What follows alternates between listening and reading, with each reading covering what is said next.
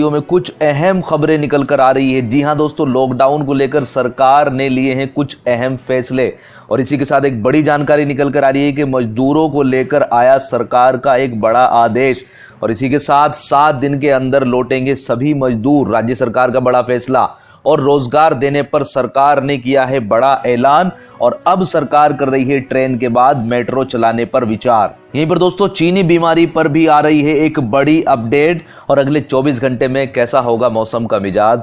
खबरों में और भी है बहुत कुछ। अगर आप हमारे चैनल पर पहली बार आए हैं, पहली बार वीडियो देख रहे हैं तो चैनल को सब्सक्राइब जरूर कर लीजिएगा। दोस्तों आज की सबसे पहली और सबसे बड़ी खबर निकल कर आ रही है कि प्राइम मिनिस्टर ने सभी मुख्यमंत्रियों के साथ बैठक की और उनसे सुझाव मांगे हैं कि लॉकडाउन को 17 मई से आगे बढ़ाया जाए या 17 मई के बाद लॉकडाउन को खोल दिया जाए। जी हां दोस्तों, लॉकडाउन के तीसरे चरण के बीच प्रधानमंत्री नरेंद्र मोदी ने आज देश के सभी राज्यों के मुख्यमंत्रियों के साथ वीडियो कॉन्फ्रेंसिंग के जरिए संवाद किया। पीएम ने सभी मुख्यमंत्रियों से 17 मई के बाद लॉकडाउन की स्थिति को लेकर फीडबैक लिया। कई घंटे चले इस मीटिंग के बाद बैठक के अंत में प्रधानमंत्री नरेंद्र मोदी ने अपनी बातें रखी। सूत्रों के मुताबिक पीएम नरेंद्र मोदी ने बैठक में कहा है कि हम आप लोगों के उत्साह के कारण ही ये लड़ाई जीतेंगे। जो लोग पूरी बात नहीं रख सके वो 15 मई तक अपने सुझाव भेज सकते हैं।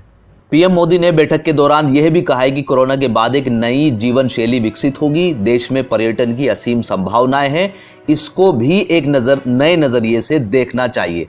टेक्नोलॉजी को ध्यान में रखते हुए शिक्षा के नए मॉड्यूल को भी विकसित करने की जरूरत है।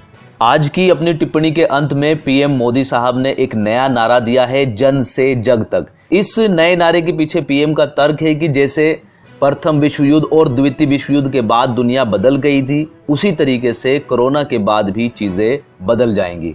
जानकारी के मुताबिक पीएमओ सोच रहा है कि अब राज्यों को भी लॉकडाउन के नियमों से निपटने का अधिकार दिया जाना चाहिए ताकि जिन नियमों को वो लागू करना चाहते हैं उन्हें वो लागू कर सकें। पीएमओ के मुताबिक राज्यों को लॉकडाउन को आसान बनाने के लिए रणनीति पर चर्चा करनी चाहिए क्योंकि वे पीएम से लगातार शिकायत कर रहे हैं कि अगर लंबे समय तक यह लॉकडाउन जारी रहा तो उनकी अर्थव्यवस्था का दिवाला निकल जाएगा।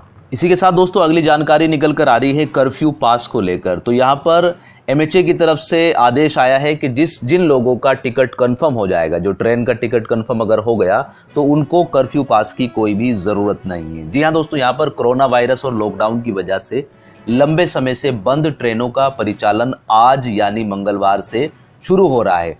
इस संबंध में गृह मंत्रालय ने सोमवार को बताया कि उन रेल यात्रियों को कर्फ्यू पास बनवाने की कोई भी जरूरत नहीं होगी जिनके पास कंफर्म ई टिकट है।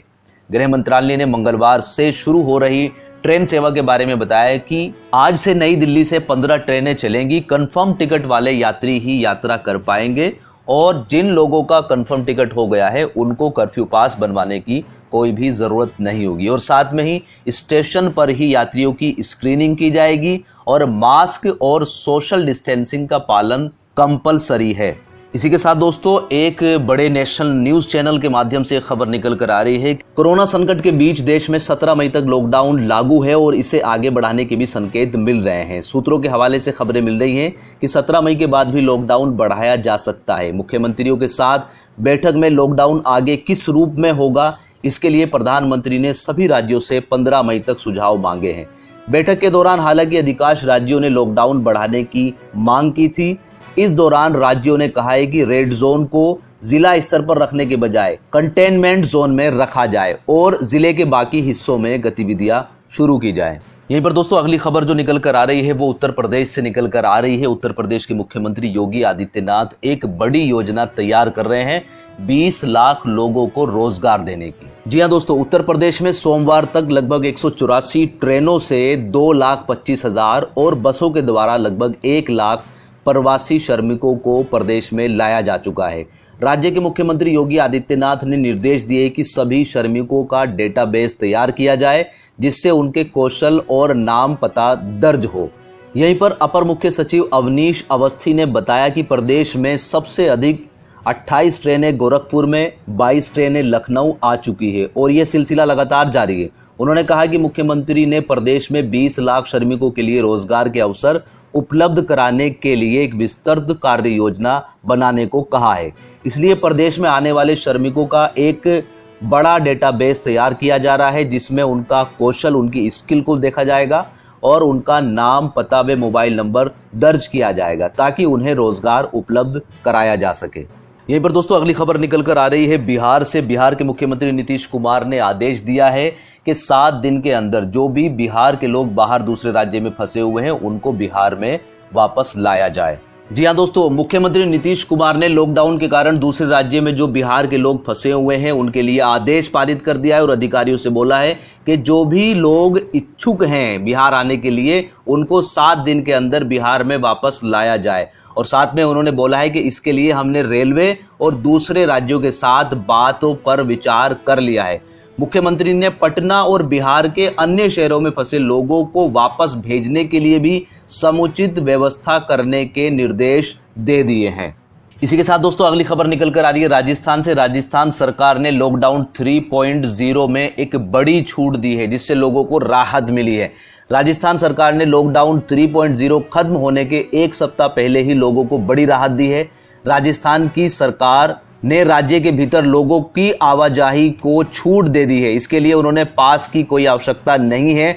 सुबह 7 बजे से शाम 7 बजे के बीच आप यात्रा कर सकते हैं। हालांकि कंटेनमेंट इलाकों में के लोगों के लिए छूट नहीं है। राज्य के एक जिले से दूसरे जिले में इस तरह की छूट देने के लिए राजस्थान देश का पहला राज्य बन गया है। यहीं पर दोस्तों पंजाब सरकार का कहना है कि लॉकडाउन को हमें इस तरीके से व्यवस्थित करना चाहिए कि गरीब लोगों की रोजी रोटी का भी ख्याल रखा जाए। जी हाँ दोस्तों, पंजाब के मुख्यमंत्री कैप्टन अमरिंदर सिंह ने लॉकडाउन बढ़ाने का समर्थन किया है। उन्होंने कहा है कि ऐसा करते समय राज्यों के आर्थिक सशक्तिकरण पर भी ध्यान देते हुए सावधानी पूर्वक ऐसी रणनीति बनाई जाए ताकि लोगों का जीवन बचाने के साथ साथ उनकी रोजी रोटी को भी सुरक्षित किया जा सके।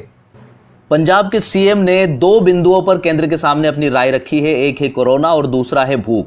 तो यहां पर दोनों ही पहलू पर हमें काम करना चाहिए। कोरोना से भी जिंदगी बचानी है और भूख से भी जिंदगी बचानी है। ऐसा ना हो कि कोरोना से जिंदगी बचा ले लेकिन वो भूख से खत्म हो जाए। तो सबसे जरूरी काम है कि कोरोना के साथ साथ लोगों को रोजगार भी मुहैया कराए, उनकी रोजी रोटी का भी ख्याल रखा जाए।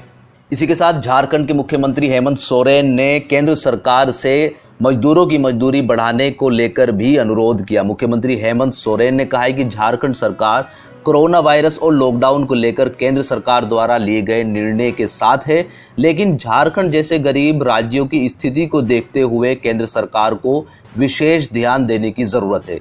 ग्रामीण अर्थव्यवस्था सुदृढ़ हो, इसमें मनरेगा की अहम भूमिका है। रोजगार के अवसर अधिक पैदा हो, इसके लिए मनरेगा के श्रम दिवस और मजदूरों में 50% की वृद्धि आवश्यक प्रतीत होती है।